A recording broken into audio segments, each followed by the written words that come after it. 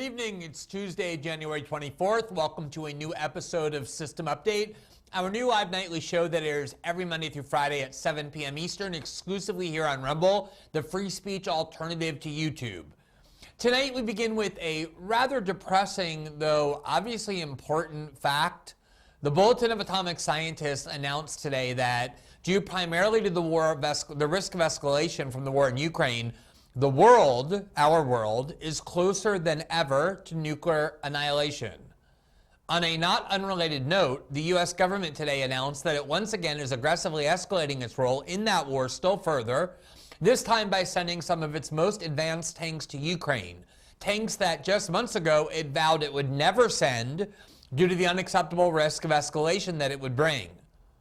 One would think, or I guess hope, that this would be alarming news. Let me repeat it. The world is closer than ever, according to the Bulletin of Atomic Scientists, to global annihilation. But it doesn't seem to be alarming. We keep plugging along, finding new ways to keep fueling the war in Ukraine in the exact ways the U.S. government vowed it never would do, seemingly blissfully blind or bizarrely indifferent to the obviously extreme risk it poses, such as nuclear annihilation. And for what? We'll examine that question as well as a gamut of other issues on our mind today, a more fast-paced show than usual designed to cover more topics. As always, as soon as we're done here with our 1-hour live show on Rumble, we will move to Locals for our interactive after show to take your questions and comment on your feedback. To obtain access to that after show, simply sign up as a member to our Locals community. The red join button is right below the video. For now, welcome to a new episode of System Update, starting right now.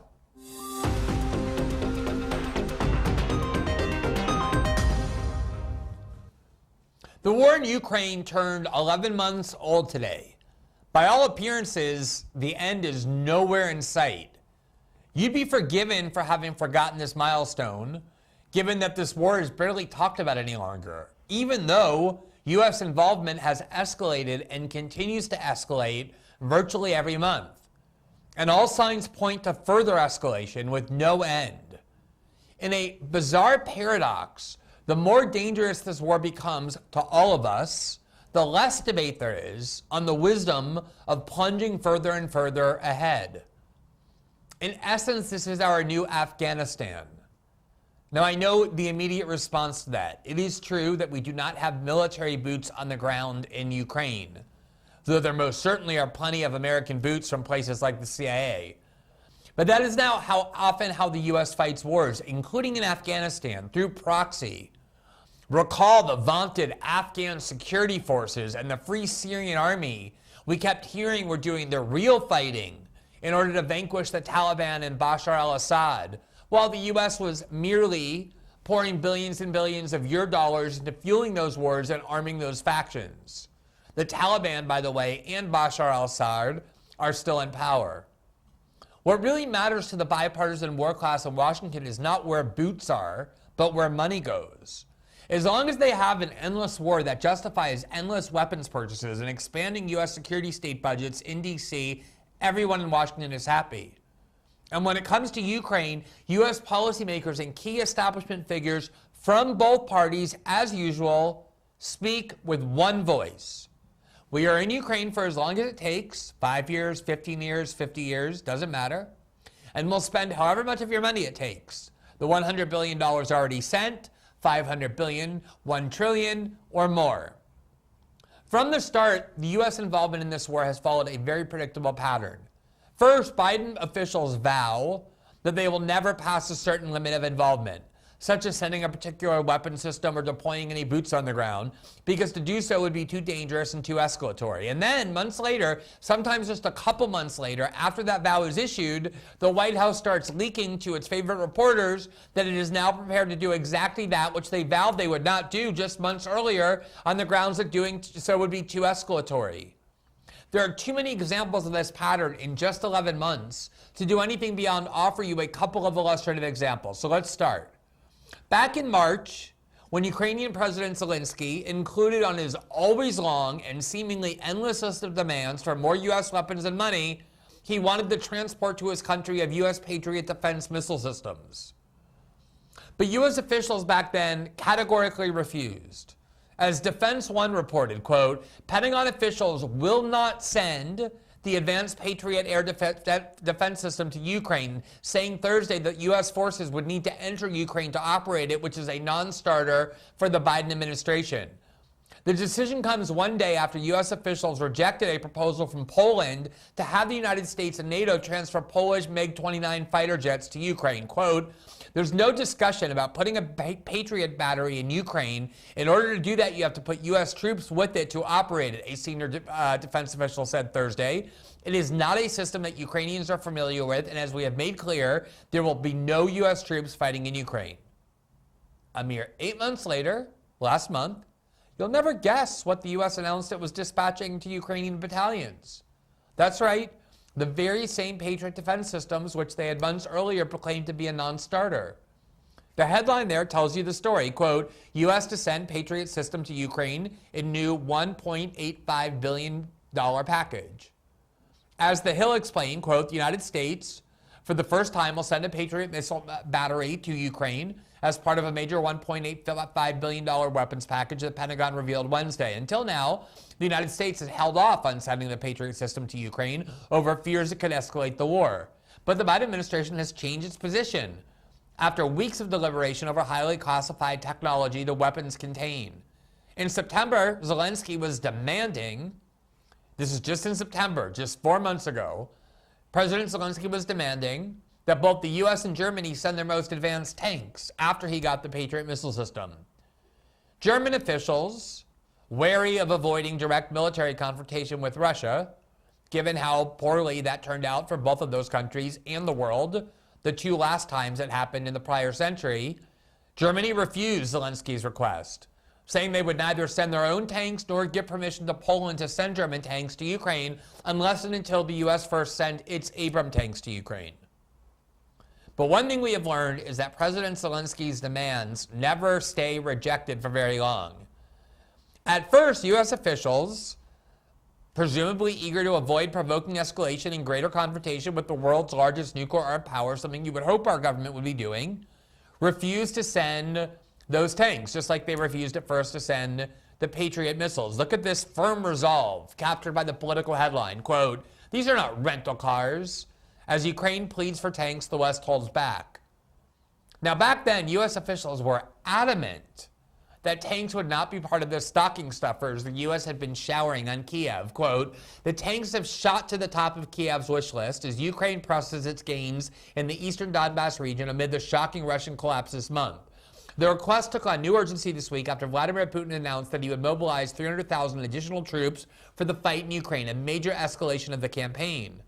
The more modern American-made M1 Abrams and German-made Leopard tanks would add a powerful punch that could help Kiev's forces capture and hold more ground compared to the old Soviet-era tanks they currently operate, say experts and Ukrainian advisors. But top national security officials in both countries, Germany and the U.S., have hesitated to provide the tanks, in part due to the training and logistic challenges involved, according to U.S. officials, Ukrainian advisors, and congressional aides.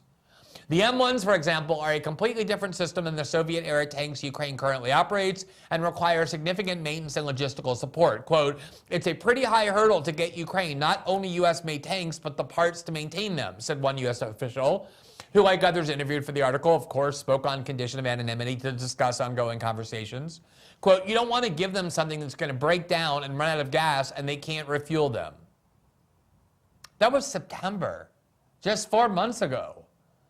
But when it comes to U.S. largesse for Ukraine, that's practically 10 lifetimes ago. So here you have today, surprise, the U.S. making a new announcement, and they did it through a leak to the Wall Street Journal. And the headline of that article reads, quote, U.S. poised to provide, guess what, Abrams tanks to Ukraine. That article explained, quote, the Biden administration is poised to send a significant number of Abrams N1 tanks to Ukraine, settling a rift that threatened to the unity of the alliance supporting Ukraine at a pivotal moment in the war, U.S. officials said. The move, which could be announced as soon as Wednesday, would be part of a broader diplomatic understanding with Germany in which Berlin would agree to send a similar number of its own Leopard 2 tanks and would approve the delivery of more of the German-made tanks by Poland and other nations. The shift in the U.S. position follows a January 17th call between President Biden and German Chancellor Olaf Scholz, in which Mr. Biden agreed to look into providing the Abrams tanks against the judgment of the Pentagon, which thought the tanks would be too difficult for Ukraine to field and maintain. So what we have in just 11 months is extraordinarily rapid and multi-pronged escalation of the involvement of our government in that war on the other side of the world. It first began with assurances that we would do nothing other than help Ukraine with occasional expenditures in order to let them have a fair fight with Russia. And each month, literally each month, brought greater and greater at first expenditures, culminating in a $40 billion package in May, $40 billion on top of the $13.5 billion immediately allocated, and that number is now at $100 billion. A funding package supported by the establishment wings of both parties. Remember, in May, the $40 billion package received a yes vote from every single last Democrat in Congress, while 6 or 7 dozen Republicans in the House and the Senate voted no, but the majority of the GOP caucus was in agreement with everyone from the Squad and Nancy Pelosi to Joe Manchin and Kyrsten Sinema that Joe Biden's war policy should be funded. And then ever since, beyond the money being sent, we're now escalating further the way in which we're fueling this proxy war by sending increasingly sophisticated weapons. Now, whenever I talk about the war in Ukraine and the U.S. role in it, before I delve into any of the other issues, I believe the paramount question is always this one. In what conceivable way are American citizens benefited or having their lives improved or increasingly secured by escalating the U.S. role in the war in Ukraine? Or conversely, in what conceivable way would your life or the lives of most Americans be harmed by changes in the governance of various provinces in eastern Ukraine? How would your life be affected if the citizens of the Donbass region decided, like Kosovo decided 20 years ago, that they preferred to be independent or be governed by Moscow rather than by Kiev? Why would that matter to your life? Why is the U.S. government willing to provoke so much danger to the globe, so much risk of escalation, a practically direct proxy war now with the world's largest nuclear power over what? Over who rules various provinces in eastern Ukraine? How is that in your interest for the government to be spending so much of your money and sending so much of its own weapon supplies that the U.S. weapon supply itself is being depleted? When it came to the constant wars that the U.S. fought in the Middle East, as misguided and based on deceit as they were, as toxic and destructive as they were, the U.S. overthrowing Saddam Hussein that led to chaos in that region and that ultimately gave rise to the rise of ISIS. That whole war, or the war in Afghanistan that we fought for 20 years only to leave and have the Taliban waltz right back in, or the civil war we helped fuel in Syria that destroyed that country and that killed hundreds of thousands of people only for Bashar al-Assad to remain more fixed in power than ever before, even though the U.S. still has a military presence there. Or the bombing of Libya in order to replace Muammar Gaddafi, even though President Obama began that war by promising regime change was not the end goal. At least when it came to those wars, you never had to ask Americans, what interest does the United States have in the Middle East? Everyone knew what interest the United States had in the Middle East. Everyone has always known why the U.S. is heavily involved in the Middle East, for better or for worse. The Middle East has oil, lots of it. All those countries I just named have lots of oil. Afghanistan doesn't, but there were other reasons geostrategically why the U.S. wanted to be positioned there, the same reasons the Soviet Union fought there for a decade prior. But there's a lot of oil in the Middle East, and so it's clear why the U.S. constantly is involved in changing governments, propping up the Saudi regime, the regime of General Sisi in Egypt, the United Arab Emirates, Qatar, Jordan, Kuwait, all of it. Everyone understands because there's oil in the Middle East, and the United States needs oil.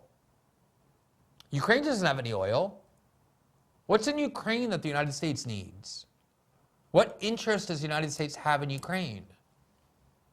That was President Obama's argument for 8 years, practically, when he was being attacked by the pro-war wing of the Republican Party. You'll recall that horrific trio of John McCain and Joe Lieberman and Lindsey Graham. And now you have Lindsey Graham and Marco Rubio and that whole crowd that is applauding Joe Biden's war. It's very bipartisan. And when the pro-war wing, the establishment wing of the Republican Party, and the establishment wing of the Democratic Party was badgering and hectoring Obama to do more to confront Russia over Ukraine, to send lethal arms to Ukraine, Obama's answer was, why would I do that? Why would we go to war or risk war with Russia over Ukraine? Ukraine is not and never will be of vital interest to the United States. It has nothing the United States needs. But because it's right on the most vulnerable part of Russia's border, the part of Russia's border that Germany twice used in the 20th century to invade, what happens in Ukraine is always and will always be of vital interest to Moscow. That was President Obama's argument. And that hasn't changed. What has changed? What has made Ukraine such a vital interest to the United States that we're now doing all of this, including provoking nuclear annihilation or the risk of it, the highest risk ever, in order to determine who will rule various provinces in eastern Ukraine? How is that of any business of the United States? Ukraine has wheat. It's always been called the breadbasket of Europe. But the United States has wheat.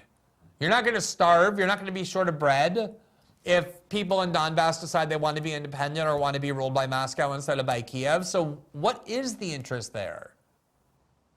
Every time I make that argument, every time I put that argument out in some place on television or in an article or on social media, I constantly get back the same response. Bizarrely, including from people who proudly identify as followers of Donald Trump and as being part of the MAGA movement, although obviously lots of establishment Democrats and traditional establishment Republicans who are completely unified in support of this war, but sometimes even from people who identify as MAGA, which is the following. Well, if we're not going to fuel the proxy war in Ukraine, who's going to stop Russia from taking parts of eastern Ukraine? Now, I remember the 2016 election. I worked through it. I lived through it. It wasn't that long ago. It was only 6 years ago. And I paid particular attention to Donald Trump's candidacy because it was so unusual. And the reason it was so unusual is because he ran against the foreign policy orthodoxy of both political parties. You have to remember that. His argument was, we have to stop trying to interfere in other countries and police the world. That's not the role of the United States. Why should it be? It's time, he said, to put America first and not to go around changing the government of Syria and Libya or fighting over who rules eastern Ukraine. Maybe Germany and France are close enough to Ukraine as part of Europe that they care enough. Maybe they have a vital interest in Ukraine. I don't think so, but maybe they do. Germany seems very unwilling, despite their much greater proximity to Ukraine, to get involved in that war than the United States is, even though we're thousands of miles away on the other side of an ocean. But Ukraine isn't the American breadbasket. They're the breadbasket of Europe. So maybe Germany and France, very wealthy countries whose citizens enjoy a lot of opportunities and privileges American citizens lack, maybe they want to go and fund the war in Ukraine. That's their prerogative. Although they don't seem that eager because they know the United States will, and that was Donald Trump's argument for years. And he didn't just win the Republican primary, and I would submit the general election. Despite that argument, he won in large part because of it. Americans do not want to be the world's policeman, if you ask them. Here we have a poll from Rasmussen. I cannot see the date. I think it's 2012.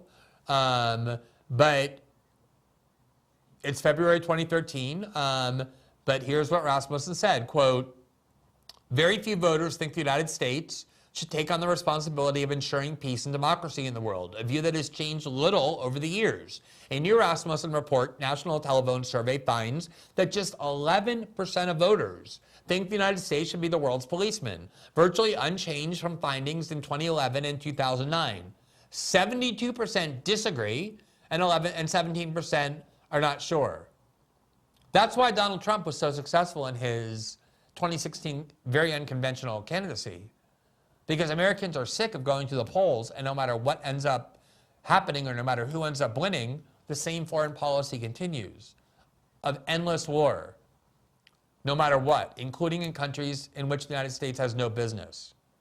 And he won in large part because of that, which is why it's actually shocking to me to hear people self-identified as Trump supporters or members of the MAGA movement saying to me, well, if we don't stop Russia from taking over eastern Ukraine, who will? Why is that the role of the United States?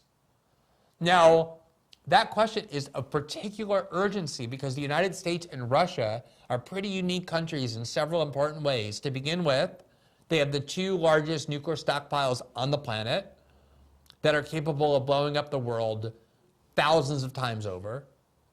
They are the two countries that have, at least on two occasions, and I would say three or four, brought the world to the very brink of nuclear annihilation during the Cold War on at least two occasions, if you want to be strict about it. I would suggest, again, three or four. The Cuban Missile Crisis being the one of the most obvious, where probably more by luck than anything else, the U.S. and Russia avoided nuclear Armageddon. And these trigger systems that these weapons are run by are very archaic. They're still Cold War era alert systems. And on top of that, far worse, Russiagate, by design, made it all but impossible for the United States and Russia to even have communications any longer. You may remember that Michael Flynn was actually prosecuted for the crime of calling his Russian counterpart, or a Russian counterpart, Ambassador Kislyak, weeks before he was going to take over as national security advisor, something that, of course, you want General Flynn to be doing.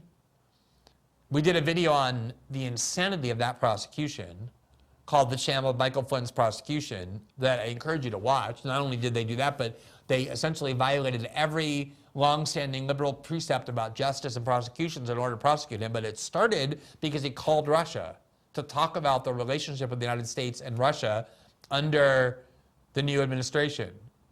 Jeff Sessions was almost turned into a criminal because he'd had two conversations in passing with Russian officials that he forgot, because it's a very common thing for Americans and Russians to talk. That's what people in Washington do.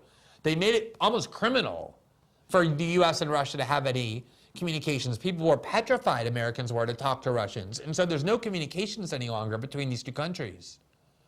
And now you have them buzzing by each other, fighting a proxy war on the border of Russia. And so it shouldn't take very much work to understand how dangerous this situation is. Over what? So let's look at just some of the escalation that the United States considered. First, we have this article from Politico in March of 2022, at the very beginning of the war, where the U.S. actually actively debated whether they should put trainers and other intelligence officials on the ground in Ukraine. And they ultimately decided that they wouldn't for fear of provoking Russia, but we've since learned that although there are no military boots on the ground, there are intelligence boots on the ground, military advisors, people standing next to the Ukrainians, helping them do the targeting. The U.S. is much more involved in this war than just sending all of its money and all of its weapons. And as a result, here we have today the Bulletin of Atomic Scientists, which I began by referencing at the start of the show, announcing that they were moving their so-called doomsday clock, which they created 50 years ago or more during the Cold War. The idea is that midnight represents global annihilation, and however far away the U.S. is, or the planet is from midnight, is how far away we are from the threat of global annihilation. And they today moved that clock to 90 seconds before midnight. As you see there, they call it a time of unprecedented danger.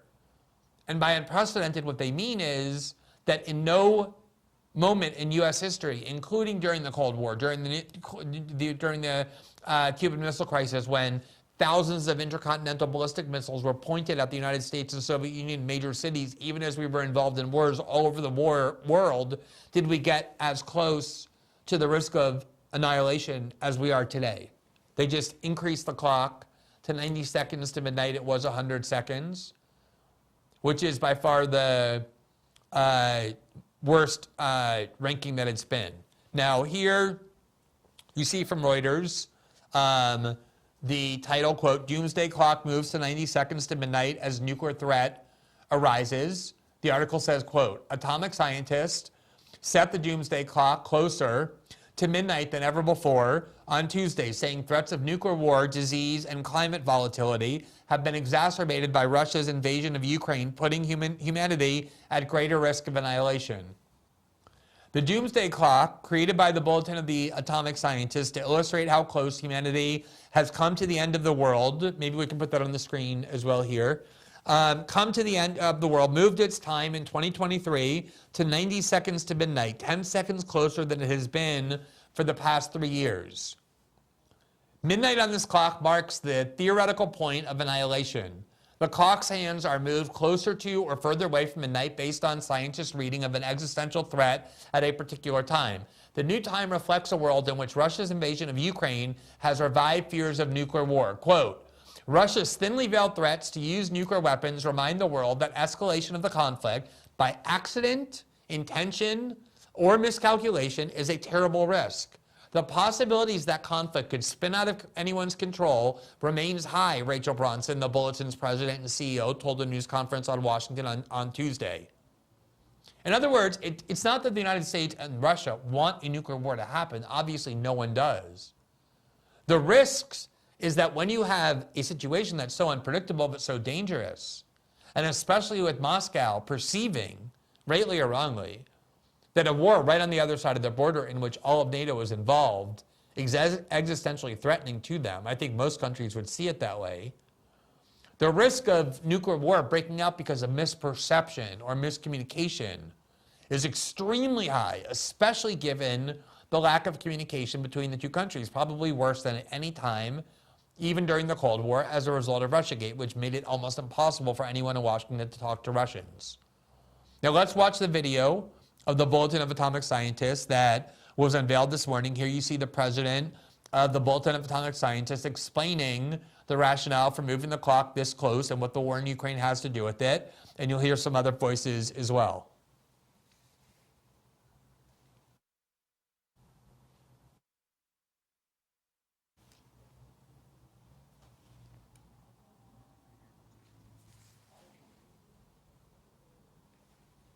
The members of the Science and Security Board moved the hands of the doomsday clock forward, largely, though not exclusively, because of the mounting dangers in the war in Ukraine.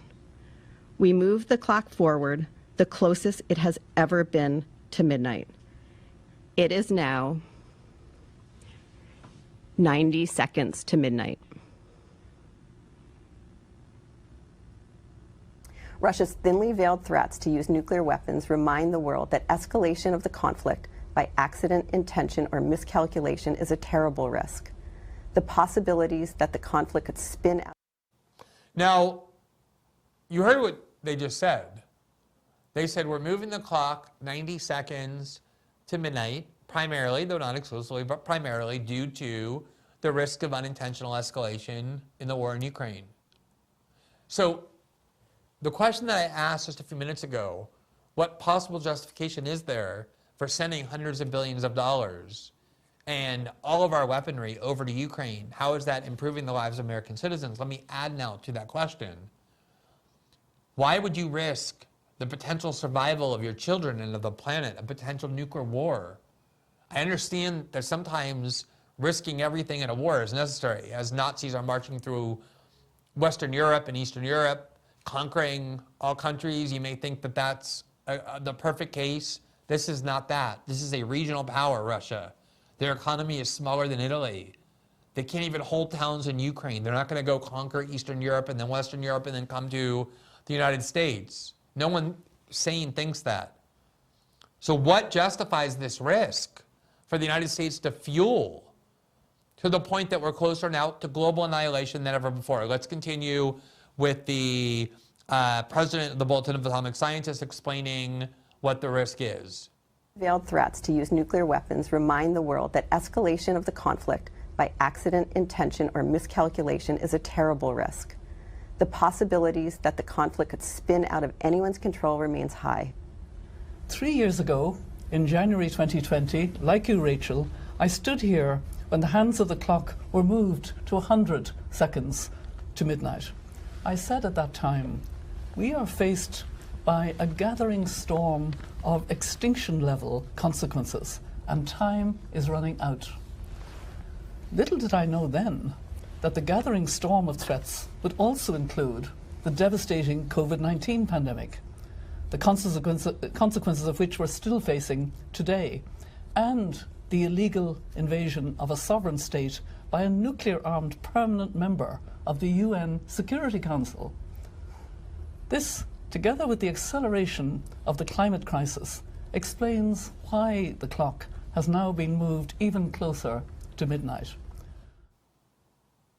I don't think it gets any clearer than that. The Bulletin of Atomic Sciences is one of the few institutions that has retained a reasonable amount of prestige and authority.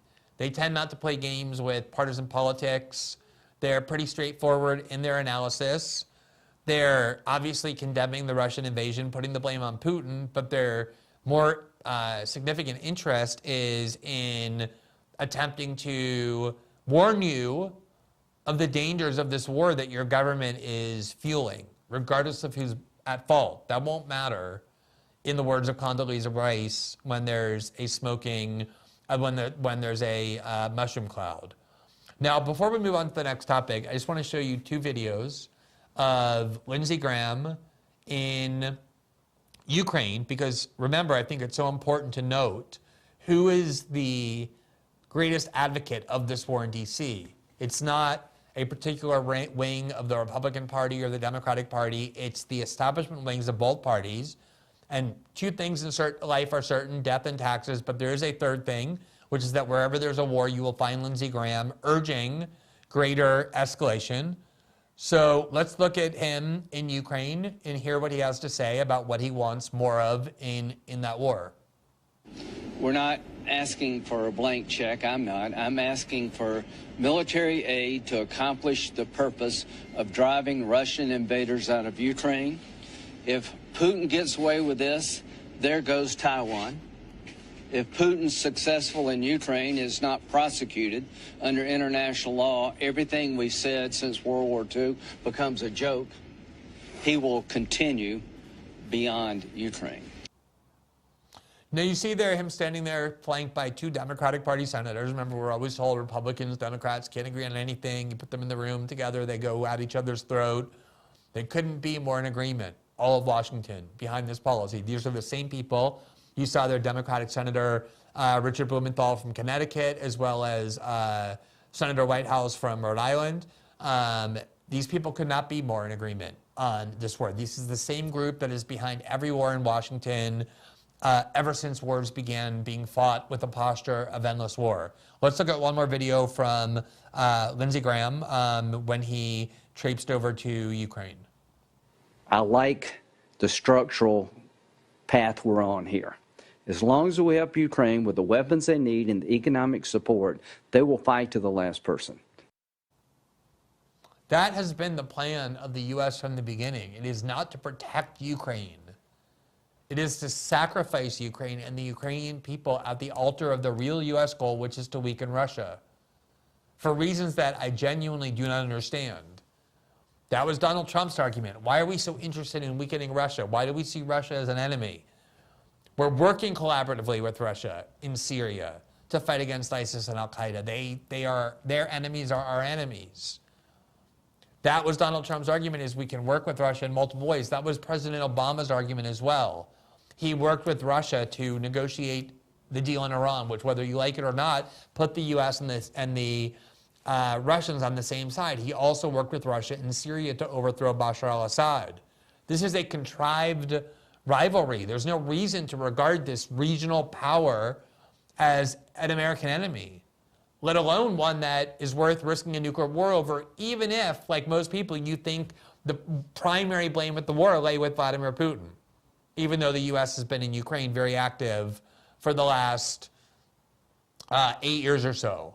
Just leave aside the question of blame. The question should always be, whenever it comes to our government doing anything, what benefit is there to the American people? The only American people benefiting from this are the ones who work in the U.S. security state and are receiving far more budgetary authority and powers than ever before, as well as the senior executives and officials of Raytheon and Boeing and Northrop Grumman, who are going to get enormous bonuses as a result of finding a new war market now that Afghanistan ended. 6 months after the war in Afghanistan was over, they found this new one.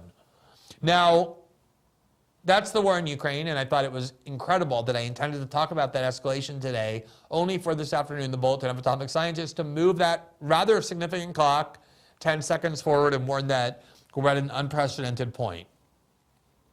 Now let me move to a separate issue, which is a new book that has been published, or is about to be published, by Mike Pompeo, who was the former director of the CIA for President Donald Trump. He was also the Secretary of State for Donald Trump. He's somebody who I've tried to tell people who are in the MAGA movement for many years is not at all an adherent to MAGA ideology as it's been articulated by Trump or his supporters. He is quite the contrary, a pure establishment Republican. His voting record in the House before joining the Trump administration was pure neoconservative. He supports every war as well. He's the one responsible for Julian Assange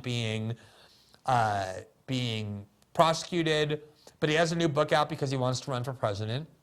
And in this book, among the things he did, if you bring up the headline from the from the NBC News story today, quote, Mike Pompeo criticizes journalist Jamal Khashoggi as a, quote, activist who received too much media sympathy.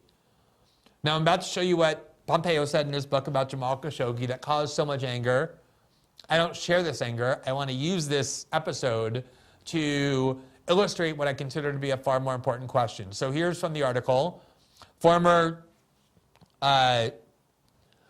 Secretary of State Mike Pompeo sharply criticizes murdered Washington Post columnist Jamal Khashoggi in his new book, questioning his journalism credentials and lambasting what he calls the media's sympathetic coverage of his brutal killing at the Saudi Arabian embassy in Turkey. Quote, he didn't deserve to die, but, I find that an amazing sentence. He didn't deserve to die, but we need to be clear about who he was, and too many in the media were not, Pompeo wrote in, quote, never give an inch, fighting for the America I love.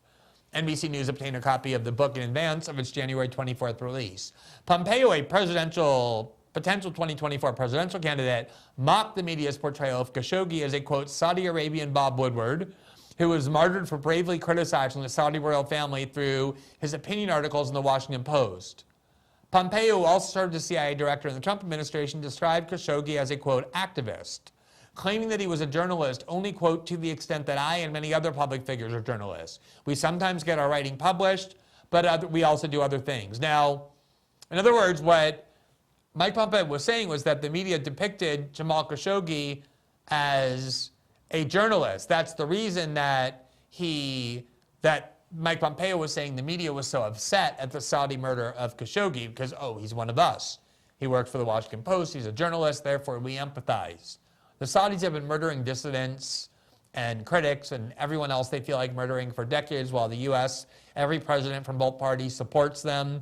It only suddenly became immoral when Donald Trump also embraced the Saudis, and they turned the Jamal Khashoggi case into this particularly unique moral atrocity, even though the Saudis have been doing this for decades, because in part they wanted to suggest that Trump had done something uniquely immoral by continuing to support the Saudis, notwithstanding this gruesome crime, but also because the U.S. media did have extra empathy for Jamal Khashoggi because he wasn't just a regular person. He was one of them. He was a journalist.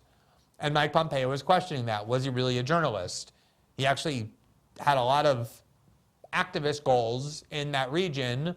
And yes, it's true he wrote articles in the Washington Post, but according to Mike Pompeo, that doesn't make him a journalist. Now, most people in the media were outraged that anyone would say such a thing about Jamal Khashoggi. And among the people who were extremely angry about this were the Morning Joe crew, including Joe Scarborough and particularly his wife, Mika Brzezinski. Let's show how they reacted to this passage from Mike Pompeo's book. Secretary of State Mike Pompeo is sharply criticizing murdered Washington Post columnist Jamal Khashoggi in his new book, questioning his journalism credentials and the media's coverage of his brutal killing in Saudi Arabia. NBC News obtained a copy of the book entitled Never Give an Inch, Fighting for the America I Love. In it, Pompeo writes about Khashoggi, saying, quote, "He didn't deserve to die." Questioning his journalism credentials, she said. Now, this is the point I actually want to raise from all of this. I don't really care about people criticizing Jamal Khashoggi. Even though he's become a martyr, he was actually a human being, a very controversial one at that, in that region and inside the United States. And while obviously it's barbaric and savage for the Saudi regime to have murdered him and chopped him up into a bunch of different pieces and then brought him back to Saudi Arabia in a suitcase that is not aberrational for the Saudi regime, that has been a close ally of the United States. One of the reasons why I don't take seriously the rhetoric that we're fighting in Ukraine to protect democracy, given who our closest allies actually are. But what I find interesting, as always, is this crucial question of who is and is not a journalist. That's really at the heart of this episode here. What Mika Brzezinski is so upset by is the idea that Mike Pompeo would suggest that Jamal Khashoggi is not really a journalist. Why does that matter? Why does that question matter? It gets discussed so often. If you mention the atrocity of keeping Julian Assange in prison for 4 years plus in a maximum security prison, and almost a decade before that, trapped in an embassy, the Ecuadorian embassy in London, so many liberal defenders of his persecution will say, I support this because Julian Assange isn't a journalist. Why does that matter? Why is that a relevant question? Who is not a journalist? And where does that get determined? You can talk about, for example, who is a cardiologist. A cardiologist is somebody who went to accredited schools, studied medicine and then the heart, and received a credential, a license from the state to practice cardiology. That's how we know who a cardiologist is. Or you can go to the school and become a psychologist, and then you get to become a licensed psychologist, and people then refer to you as a psychologist. There's no licensing for journalists. You don't get a license to practice journalism. You don't need a license to practice journalism. I never went to journalism school. I didn't graduate with a degree in journalism, like it's true for so many other people who practice journalism. And yet, on my shelf is every major award in the West for journalism. So I appear to have done okay, despite not having a license or a degree that says Glenn Greenwald, journalist. But this is an idea that is very new. This idea that only journalists practice journalism, and that people like Jamal Khashoggi aren't journalists because they actually have other goals. This is one of the really sinister things that corporate media has done. This is a new idea that comes from the 1950s, where we now talk about journalists as this special class of people, this special priesthood, and only they and they alone are the ones who are able to claim the protections of the First Amendment. So we have a list of rights in the First Amendment, the right of free speech, everyone gets to claim that, the right of the free exercise of religion, everyone gets to claim that. There are other rights, the right of due process, the right of a fair trial, everyone gets to claim those rights, but there's one right, the right of a free press, that's not available to all citizens, but available only to this tiny special priesthood, this credentialed class called journalists. That's the special class of people. And so it's crucial to debate who is and is not a journalist, because that's how you know who gets these protections. So Mike Pompeo wants to say it's not really that bad what the Saudis did, because Jamal Khashoggi wasn't a real journalist, and Mika Brzezinski is horrified because she sees that as a way of somehow mitigating the evil of the murder, because he's trying to say it's not that bad because the Saudis only murdered an ordinary human being and not a journalist. When in fact what made that crime so uniquely evil was that it was a journalist who was murdered. And that's the argument that is made to justify Julian Assange's imprisonment. We're not imprisoning a journalist, we're just imprisoning some ordinary citizen. He doesn't deserve that label. And as I've recounted before on the show when I broke the Snowden story, The first thing the New York Times did was try to read me out of being called a journalist. The headline of the article that was the first profile they did of me right after I broke the first story was anti-surveillance activist at the center of controversy, and then they changed it to anti-surveillance blogger. Everything but calling me a journalist. And this is a radical misconception that media corporations have tried to indoctrinate people to believing. It's very dangerous and very ahistorical and very wrong. There is no constitutional right in the Bill of Rights that is available only to a certain group of American citizens, called journalists or anything else. Every one of those Bill of Rights, the rights in the Bill of Rights, is available to all citizens equally. What is protected in the First Amendment is not a group of people called journalists. What is protected is the act of journalism, that any citizen, no matter what you call yourself, no matter what your job title is, no matter what you went to school for, is capable of doing. If you go and look how journalism was done, what they were actually trying to protect, the word journalist does not appear, you'll note, in the First Amendment. What appears is freedom of the press. And at the time, the press was the literal press. Citizens using the ability to copy documents to distribute them, like Benjamin Franklin did, like so many of the founding fathers did. It was the activity that was being protected. Thomas Paine, none of them consider themselves journalists. They consider themselves American citizens who were availing themselves of an activity called journalism or using the press to agitate against the government. That, I think, is the crucial thing to recall from this. Never pay attention to this question of who is a journalist. It doesn't matter. There's no such thing as a journalist. Mike Pompeo was right. Most people, in fact, everybody, can do journalism and then can do other things. I can report on what the U.S. government is doing by showing documents about what the NSA is doing and how they spy, and that's classic reporting, that's classic journalism. I'm using my freedom to report on what my government is doing and exposing what they're doing. But then other times I can also be an activist. I can defend the right of privacy. I can condemn big tech and government censorship. There's a lot of different things I can do, one of which is journalism. So the question of am I a journalist or not never mattered to me, because it shouldn't matter to you, because it doesn't matter under the law of the Constitution. What's protected under the Constitution is not a class of people called journalists that are special. It's the act of journalism. And that's why it doesn't matter if Julian Assange is a journalist. What matters is that what he was doing and the thing for which he was being punished is clearly journalism, namely exposing the secrets of the U.S. government in order for the public, you, to know what your government was doing. But I just wanted to kind of pick on this because it really illustrates this obsession with a question that's A, irrelevant, but B, is very nefarious because it's designed to constantly convince you that there's a special group of people who have special privileges, and in order to get those, you first must prove that you are a journalist. It doesn't matter. What matters is, do you do journalism? And if you do, you have all the same protections as all the employees of media corporations who are so obsessed with calling themselves journalists.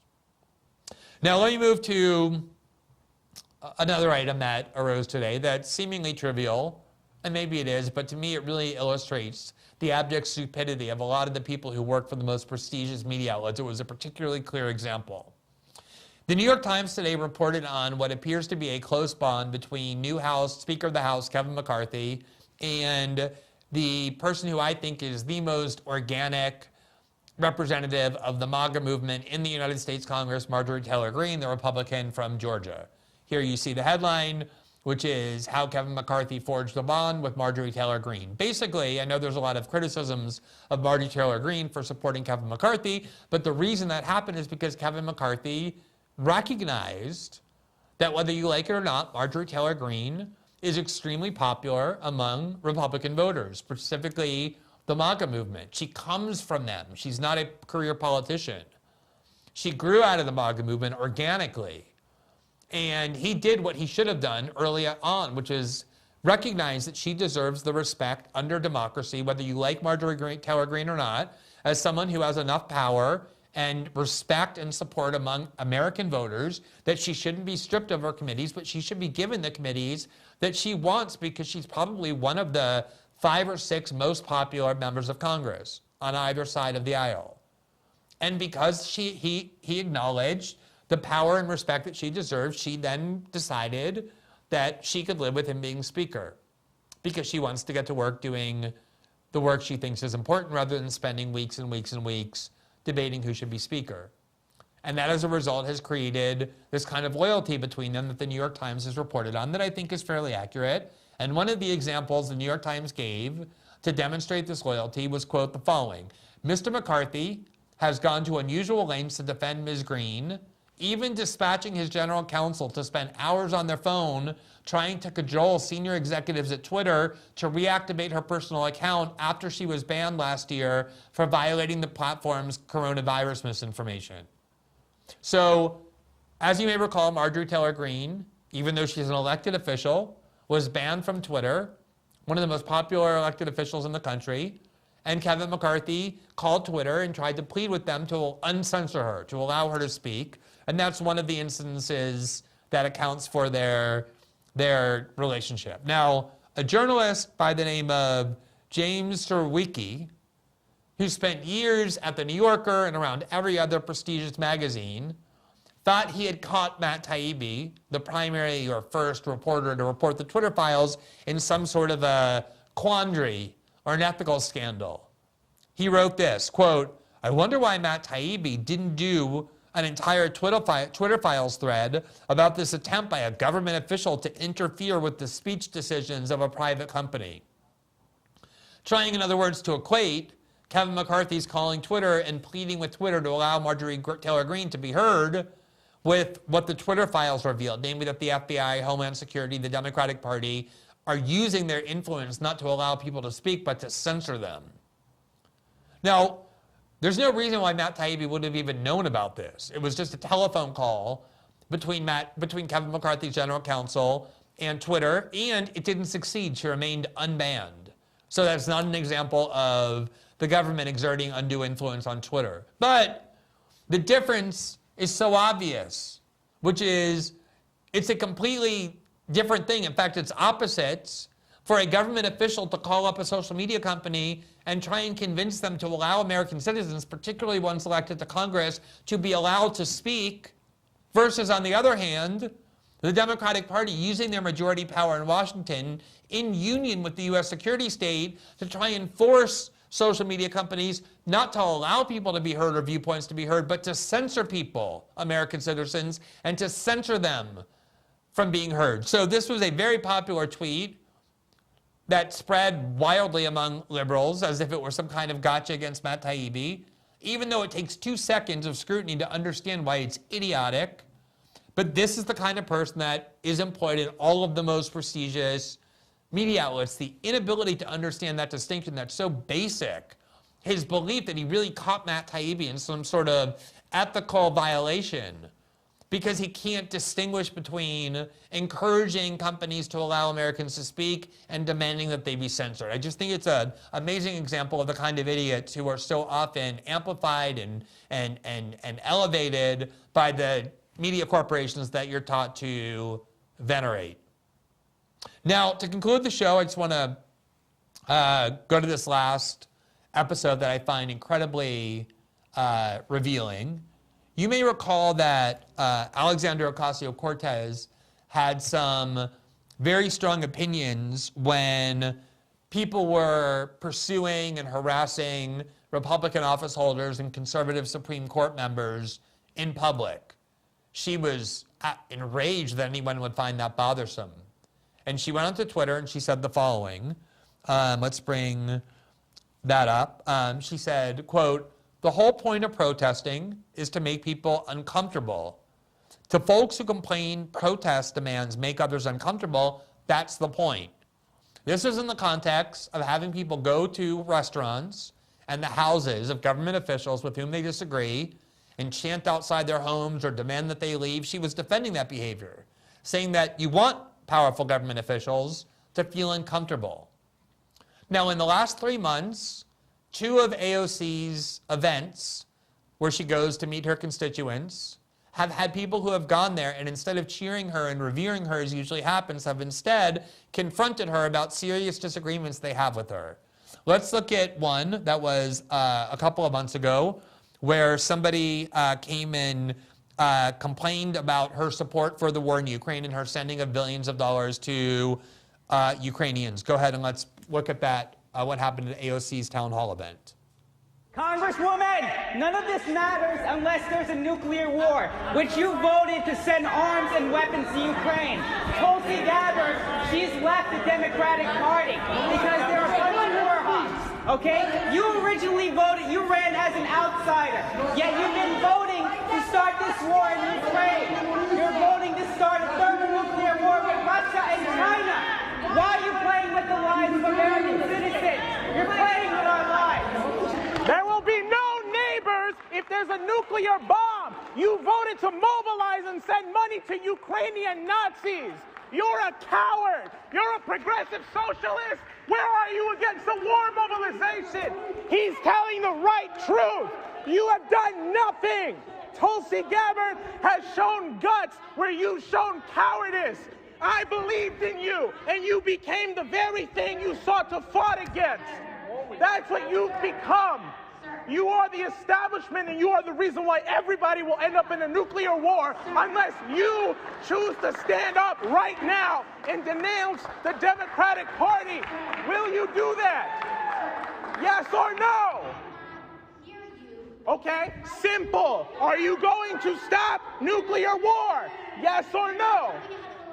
There is no line, because this is bullshit. None of this matters if we're all dead. None of it. You know that. Then let's take it up right now, because this is the only thing that matters. This is the only thing that matters right now. We could be in a nuclear war at any minute, and you continue to fund it. That's what's going on. Why not right now? You're the liar here. Nobody has held you accountable.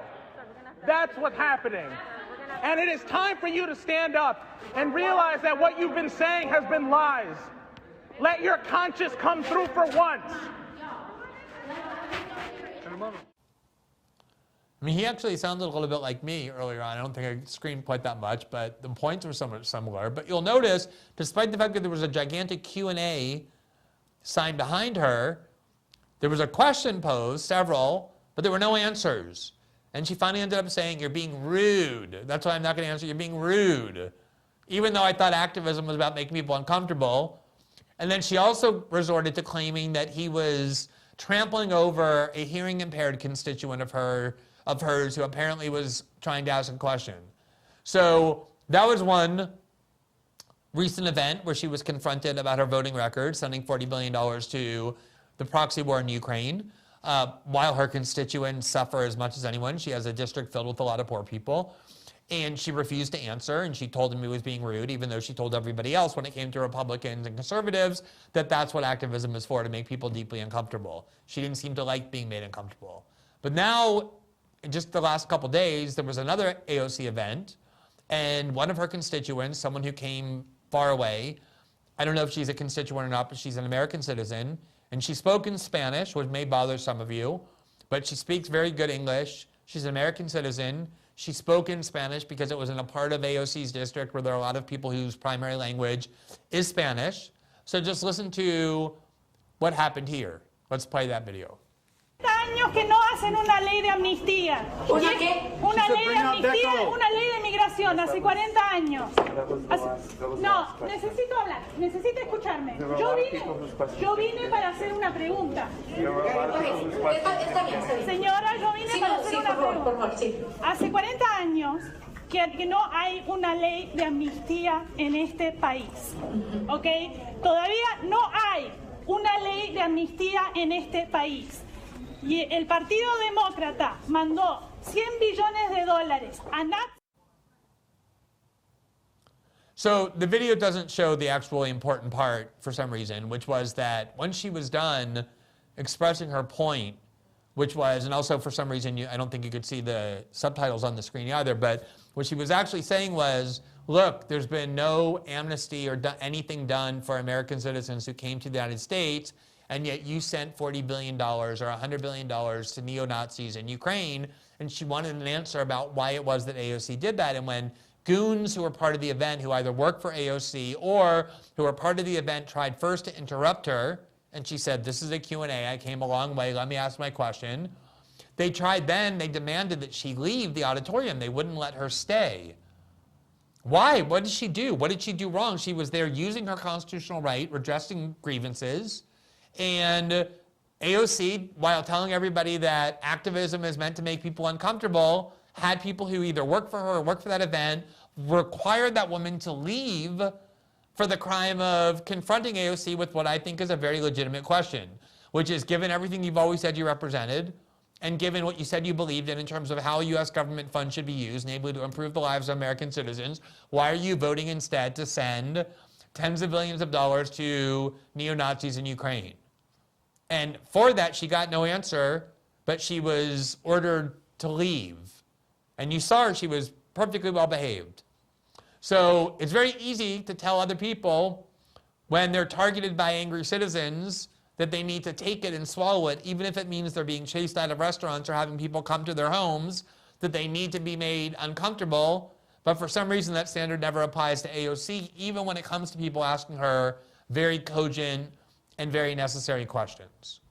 So that concludes our show for the evening. It's an evening on which we learned that the world is closer to nuclear annihilation and global annihilation than ever before. I hope you'll be able to enjoy the evening and the rest of the week, despite our having to deliver that news to you. But there's a very good reason why that's happening. It's because our government is fueling a proxy war in Russia. There's obviously other people to blame, beginning with Vladimir Putin as well. But one of the major reasons is a policy that our government, through both parties, have decided to embrace for reasons I think are very, very unclear.